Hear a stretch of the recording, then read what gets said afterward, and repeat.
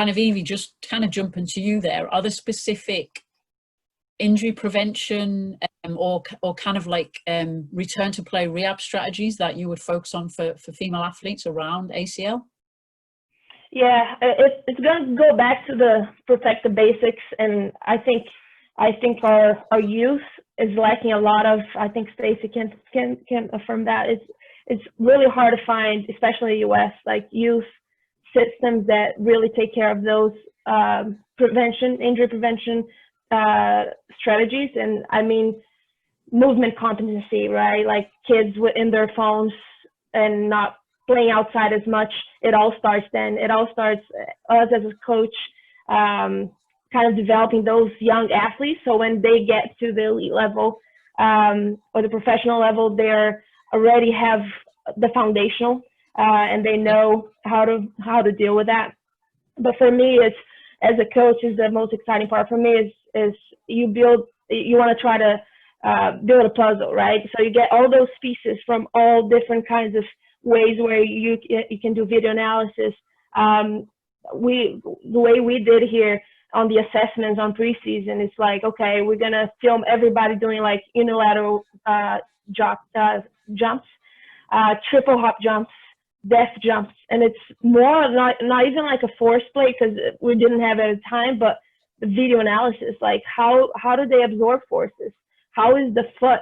Like for me, I'm a big proponent of the foot. Like a lot of the times we talk about knee valgus, but a lot of athletes, when you put them barefoot and tell them to do like a single leg exercise, their foot collapses, like it's excessive pronation. So that might be where we need to start, and starts with the basics, right? So we detect those things in assessments, and then RAT gets, okay, I asked RAT to get measurements from hip internal rotation, ankle mobility. And now you get those results, and then you get the video analysis, and that you get the video analysis from training when they're doing a warm-up or they're doing actions on the field. And then you can build that athlete profile, and you can see, okay, those are the things that we need to focus with that athlete. And then from then is just making sure the athlete is part of the process. And that's the most important thing for me is, here's what we have, and athletes love to get the feedback from it. And then we just develop a culture where we had a prehab 30 minutes before training, where each specifically player would focus on a specific thing in the gym in terms of prehab stuff, and that can be hip mobility, anything.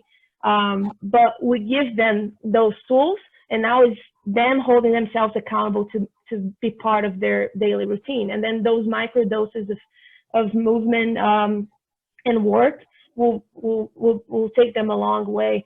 And for me, the most important thing is deceleration abilities. I think we still need to do a really good job on teaching players and kids and athletes how to decelerate.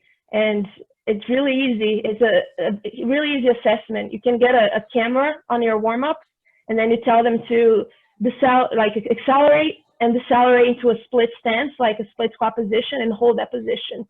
You'll see all kinds of things. If you slow-mo, you're going to see the pronation of some athletes that have no control, eccentrically control of the foot, and that causes the knee valgus. Excessive trunk motion, they don't have any trunk control.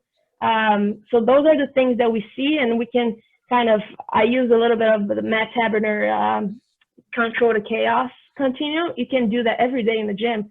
So you get in the control setting, some exercise in the gym that kind of gets them for the dynamic trunk control.